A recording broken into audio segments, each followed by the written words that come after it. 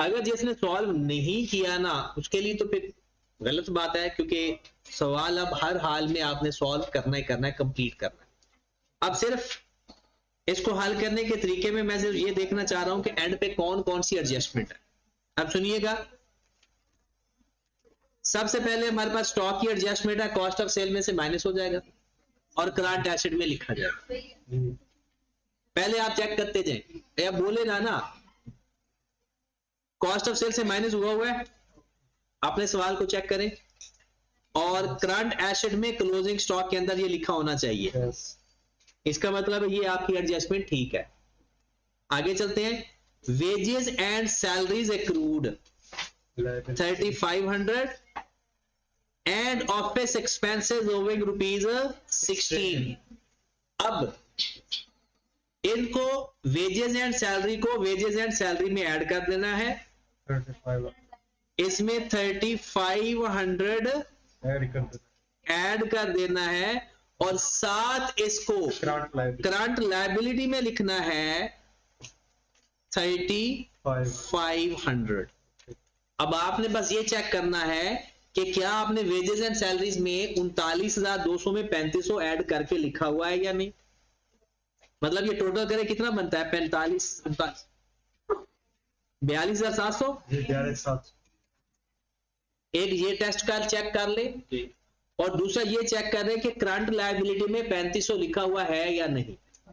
अगर लिखा हुआ है तो इनको टिक करें, बाकी तो चीजें डायरेक्ट लिखने वाली है ना, एडजस्टमेंट की बात अभी कर रहे हैं। और दूसरा ऑफिस एक्सपेंस ढूंढे, ऑफिस एक्सपेंस कितने रुपए से होंगे, तो 16 रुपए इसमें ऐड करके 335 ये आ गया 330, और करंट लायबिलिटी में भी 16 नजर आना चाहिए। अच्छा, ये जो मैं लिख रहा हूं ना इसके अंदर, इसको एडजस्टेड ट्रायल बैलेंस भी बोलते हैं। वैसे एक फुल फ्लैग 2 सवाल भी करवाऊंगा एडजस्टेड ट्रायल बैलेंस के, क्योंकि एडजस्टेड ट्रायल बैलेंस हो सकता है कभी जिंदगी में वो पूछ ना ले। तो एडजस्टेड ट्रायल बैलेंस भी इसको कहते हैं कि जो एडजस्टमेंट करनी है वो ट्रायल बैलेंस के अंदर ही लिख ले, एक्सपेंस में ऐड करके लायबिलिटी में लिख दे, एक्रूड सैलरी के नाम से। अब adjustment number 3, rent prepaid 600, rent से minus current asset. Prepaid rent किधर है आपके पास ही, रेंट एंड इंश्योरेंस प्रीपेड है तो माइनस कर देंगे। कितनी अमाउंट है, 600 माइनस करके इस 600 को हम करंट एसेट में भी लिखेंगे जी, प्रीपेड रेंट के नाम से। अब जाकर अपना सॉल्यूशन देखो कि क्या आपने इसको माइनस करके लिखा हुआ है 8270। यस, रेंट एंड इंश्योरेंस कितने से नजर आना चाहिए, 8270, और फिर करंट एसेट में 600 से नजर भी आना चाहिए जी। ठीक होगी बात। आगे बढ़ते हैं,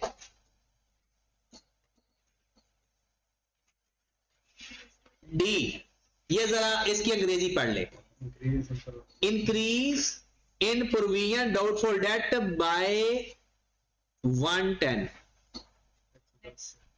to 740, ये दोनों कंसेप्ट ही उसने साथ दे दिए।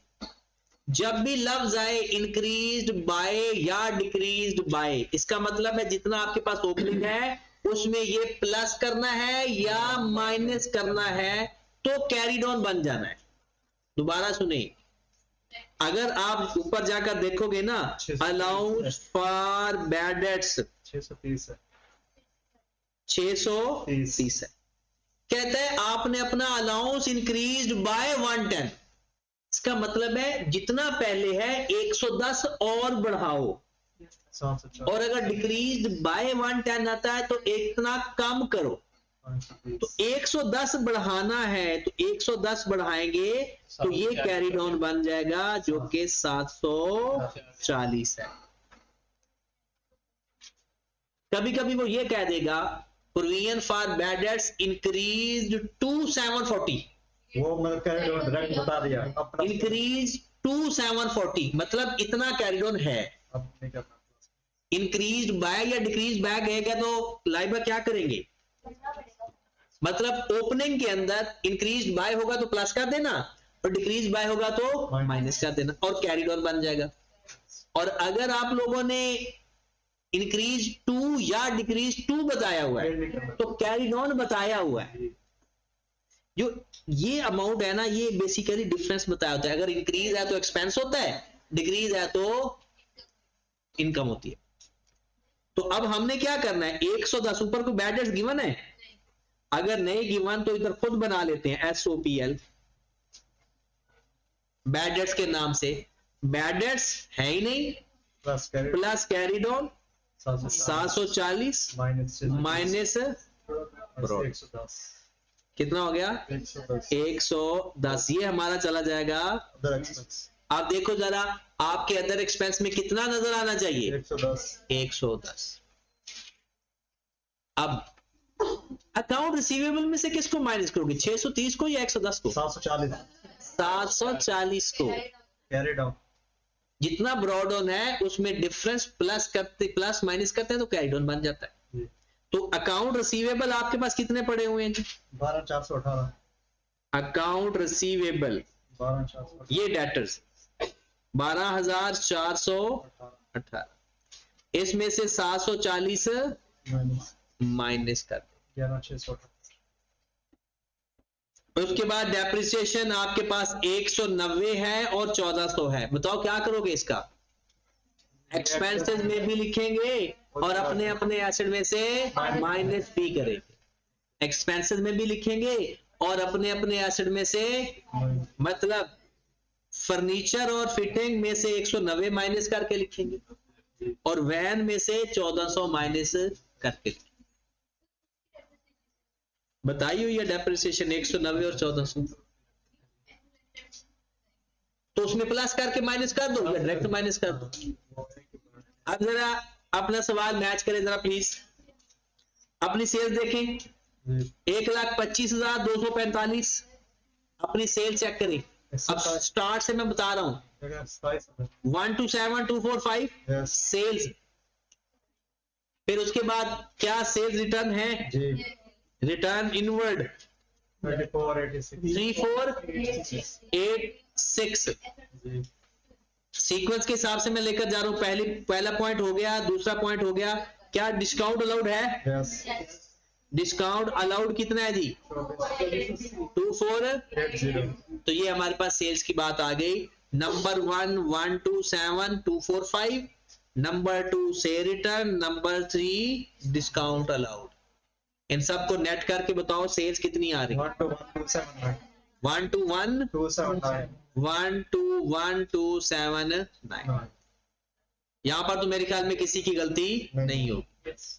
ओपनिंग स्टॉक मिला कहीं, 7940 नंबर 4 पे आपका opening stock 7940 plus purchases 61420 minus purchases return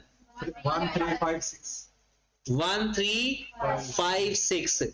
क्या कैरेज इन है, नो कैरेज इन नहीं है, तो डिस्काउंट रिसीव्ड 60 और माइनस कर देंगे क्लोजिंग स्टॉक 68।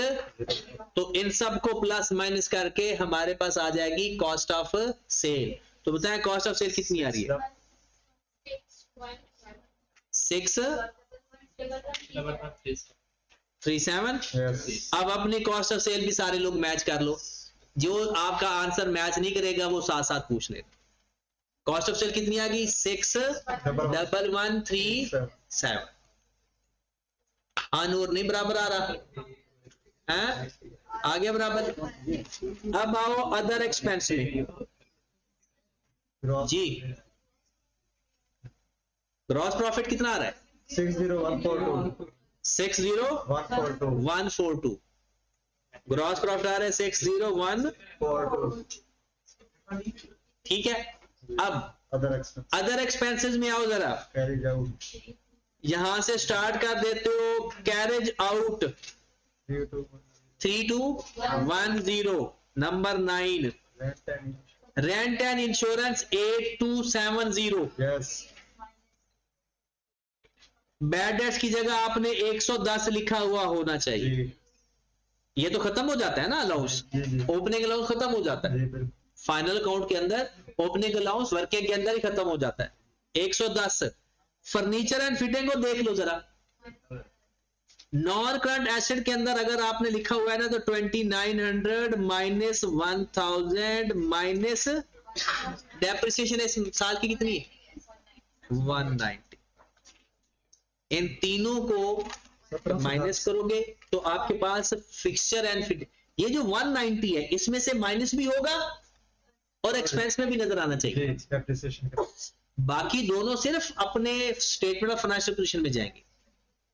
1700 वैन के बारे में से देख लें, 6600 में से 1000 भी माइनस करना है, 1400 1400 भी माइनस करना है, यस और इस 1400 को आपको एक्सपेंस में भी नजर आना चाहिए।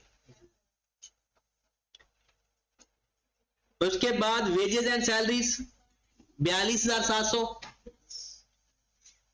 वेजेस एंड सैलरीज 42,700 और ऑफिस एक्सपेंस 335, जी खत्म होगी बात, जी डेप्रिसिएशन भी होगी। अब सारे एक्सपेंसेस का टोटल बताएं कितना आ रहा है, 5621, 215 चेक करो जरा सबका ये आ रहा है पहले, यस चेंज है तो सही कर लें। अब ग्रॉस प्रॉफिट में से ये माइनस करेंगे तो हमारे पास आ जाएगा ऑपरेटिंग प्रॉफिट 3927 39, क्या कोई अदर इनकम है, नो क्या कोई फाइनेंस कॉस्ट है, नो यही हमारा ठीक हो गया। तो बाकी तो हो जाएगा ना, या और कहीं कोई मसला है? क्वेश्चन नंबर 12 में है फिर, ऐसा भी ठीक है। उसी में रोला है बात, वो यहाँ तक सही आ रहा है 11वें के सवाल की बात कर रहे हैं Yes. तो बात करो ना, फिर मैं तो आगे जा रहा था। डेप्रिसिएशन को एक्सपेंस में लिखते हैं और अपने एसेट में से माइनस करते हैं एडजस्टमेंट में, एक्सपेंस है होता है हमारा और अपने अपने एसेट में से माइनस होता है। अच्छा ये जरा अपनी फाइनेंशियल पोजीशन मैच करें। कैपिटल देखो 25,200 है, छोटा सा टेक करते जाओ, जी 25,200 है। जी लाइबिलिटी बैंक ओवरड्राफ्ट 2490 है, जी डन। कैश 140 करंट एसेट में, यस डन हो गया। उसके बाद आ जाओ fixture and fitting 2900 minus 1000 minus 190, 1710 1710, done है। Yes van 4200 4200, Yes. डन है। फिर डेटर्स 12,418 में से 740 माइनस करें, 11,678 11,678 678 और क्रेडिटर 11,400 करंट लाइबिलिटी में, जी डन है। यस फिर ड्राइंग्स आपकी 21,400 माइनस हो रही हैं जी और 3927 नेट प्रॉफिट ऐड हो रहा है। जी करंट लायबिलिटी में देखें 3500 है, accrued wages and salaries, current liability जी 16, जी 3500 प्लस का प्रीपेड 600 से नजर आना चाहिए जो रेंट था, जी ठीक होगी बातें। जी। अब इनको प्लस माइनस ही करना है। One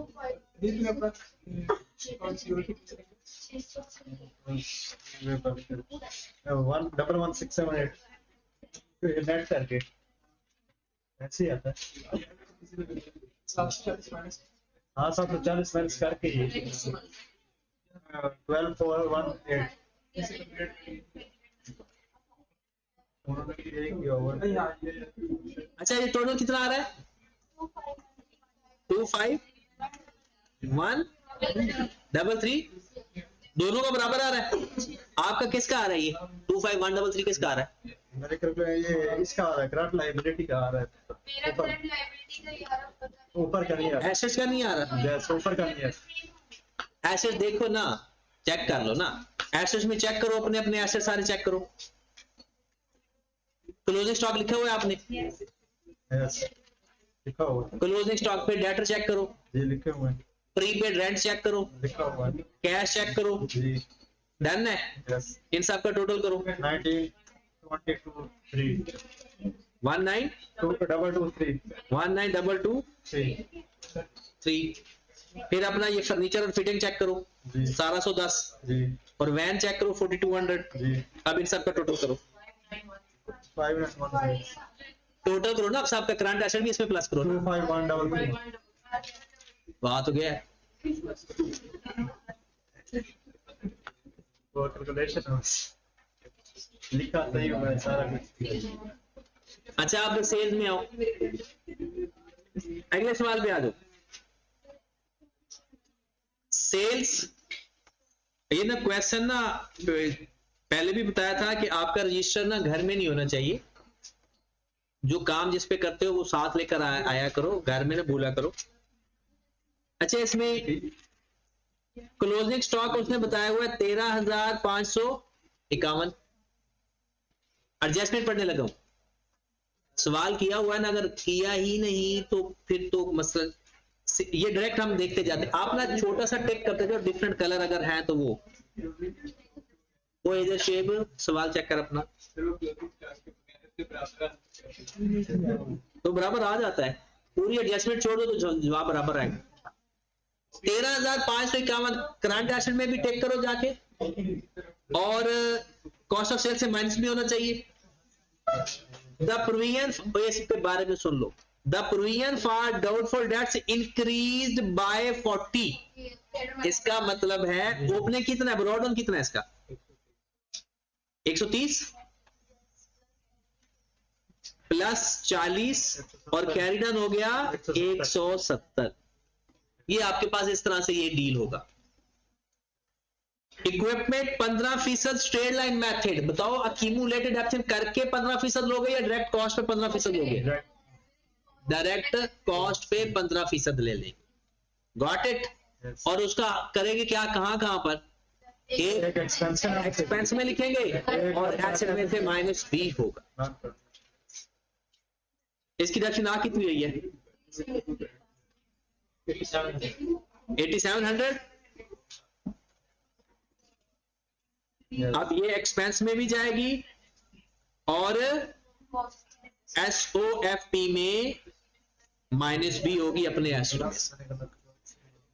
2211 carriage represent carriage inward, इसका मतलब है 2211 कॉस्ट ऑफ सेल में जाएगी, और बाकी की जो कैरेज होगा वो क्या कहलाएगा फिर, कैरेज आउट, वो अदर एक्सपेंस में चला जाएगा। चेक करिए जरा टोटल कैरेज कितना था भला, 5144 5144 माइनस करें जरा 2211 29, ये है आपके अदर एक्सपेंस और ये है आपका कॉस्ट ऑफ सेल। तो 2211 कॉस्ट ऑफ सेल में ऐड हो जाएगी और 2933 कैरेज आउट में शो हो जाएगी बस। रेट्स प्रीपेड, रेट से minus current asset, rent accrued, rent में ऐड करंट लायबिलिटी, बाकी तो खत्म हो गया। हाँ जी, ये बराबर है या किसी का बराबर नहीं है ये वाला, कोई ऐसा बंदा जिसका बराबर ना आया हो? चलो फिर अगली एडजस्टमेंट में चलते हैं। चलिए अब वापस आ जाए भैया, छोड़ दो सब। Question number 13। अच्छा 13, क्योंकि अगला टारगेट आज हमारा है, एक क्वेश्चन मैंने करवाना है और 2 आपने करने हैं। वो एक करवाने का ये फायदा हो जाता है कि आपको दोबारा काम ही करना पड़ता है, वरना पढ़ दे तो फिर आपको करना पड़ेगा। अब बोलना नहीं है, चुप हो जाओ,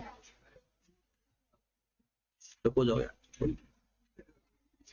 अच्छा 3 कॉन्सेप्ट हम डिस्कस करने लगे, इसके बाद नमाज की ब्रेक। नंबर 1, अगर एडजस्टमेंट के अंदर काउंट्रा आ जाए, कॉन्ट्रा सेटलमेंट आ जाए, सिंपल उसकी एंट्री जिसको आती है उसको एडजस्टमेंट आती है। पेबल रिसीवेबल, हाँ जी, सबको आती है काउंटर सेटलमेंट की entry. Account payable to account हर इज वन, काउंटर सेटलमेंट की एंट्री आती है। अब अगर ये होता क्या है, एक ही शख्स होता है, उसके हम पैसे देने भी होते हैं और उससे अगर सेम अमाउंट हो तो फिर तो वही अमाउंट आ जाएगी। अगर सेम अमाउंट हो, दोनों से लेन देन वाली सेम अमाउंट आए तो फिर तो वही आंसर आ जाएगा। अगर डिफरेंट अमाउंट हो तो फिर क्या होगा, जिसकी छोटी वैल्यू से कम जो लोअर अमाउंट होगी उससे एंट्री पास होगी। सेटल हो जाए। अब लोअर अमाउंट सपोज दैट 1500 है, पता है क्या करेंगे आप, अकाउंट पेएबल से भी माइनस कर देंगे और अकाउंट रिसीवेबल से भी माइनस कर देंगे। जितना भी काउंटर सेटलमेंट होगी किस तरह से करनी है, रिसीवेबल से भी जाकर माइनस कर देंगे और पेएबल से भी माइनस कर देंगे। अच्छा, प्रॉब्लम है कि यहां पर आएगी कि बैड डेट्स की जो प्रोविजन लेनी होती है, परसेंटेज लेनी होती है, वो याद रखे सब कुछ माइनस करने के बाद एंड पर परसेंटेज लेते हैं। अगर 1500 की सेटलमेंट हो गई है तो डेटर तो खत्म हो गए, तो अगर 5% अलाउंस भी है, तो अगर डेटर्स मेरे पास पहले पड़े हुए हैं 5000 के, तो मैं 1500 निकाल दूंगा जो सेटल हो गए हैं, फिर जो आंसर आएगा उसका 5% लूंगा, वरना इस 1500 के ऊपर भी 5% आ जाएगा जो मेरा डेटर है ही नहीं। तो अलाउंस हमेशा एंड पे लेते हैं, अलाउंस फॉर बैड डेट्स जब भी वो परसेंटेज लेनी है वो हमेशा एंड पे लेनी है। अगर कोई डेटर के अंदर कुछ प्लस माइनस हो रहा है तो प्लस माइनस कर दो। तो काउंटर सेटलमेंट डेटर से भी माइनस, क्रेडिटर से भी माइनस। दूसरी बात, बैड डेट्स का कुछ नहीं होगा, काउंटर सेटलमेंट एंट्री में देखो ना किस किस को अफेक्ट कर रहा है, रिसीवेबल को और पेएबल को। तो जिसको अफेक्ट कर रहा है उसको मैं लिखे जाके, बैड डेट्स का क्या करेंगे। दूसरी एंट्री,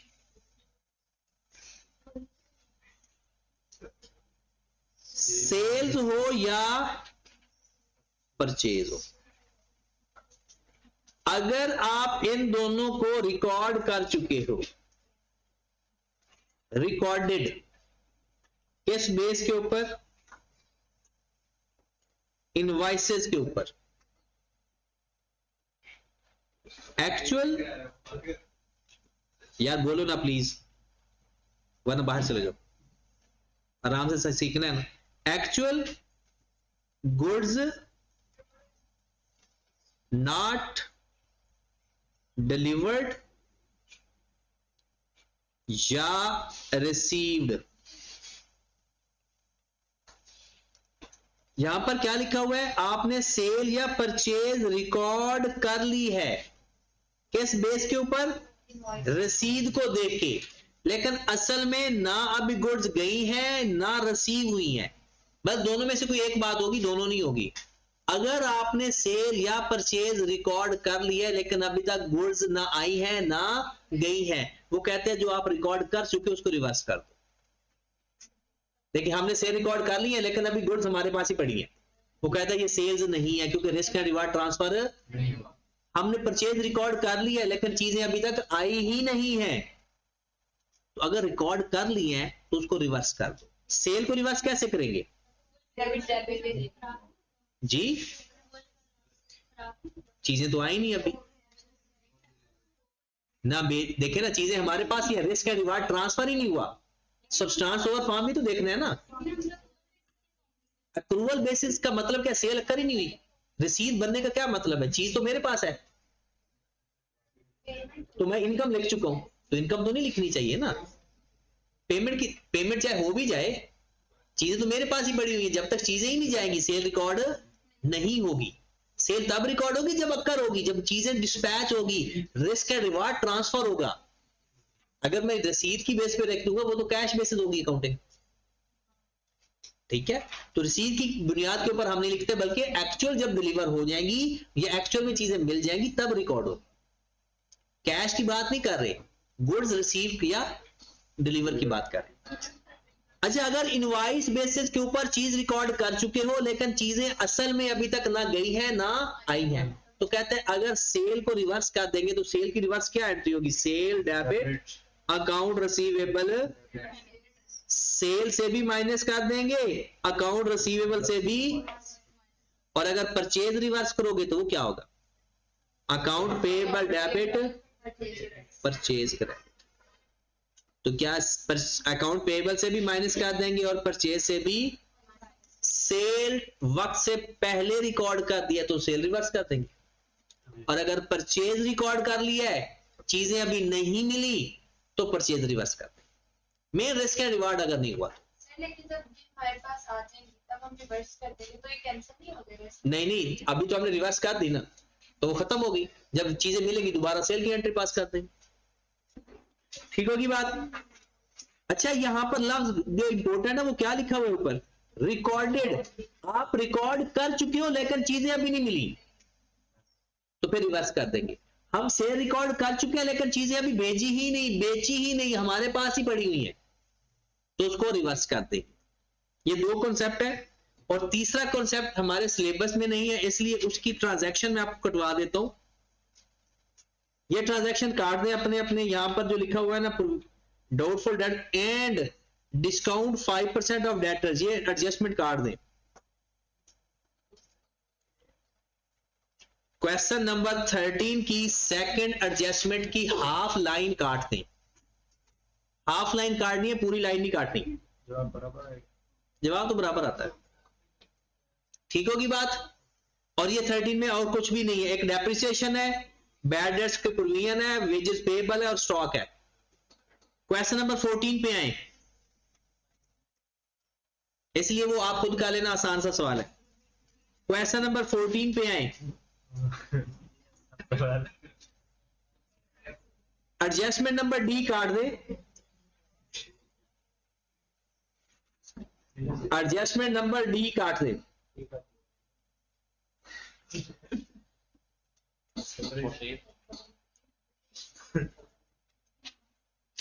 उसके बाद एडजस्टमेंट क्वेश्चन नंबर 15 पे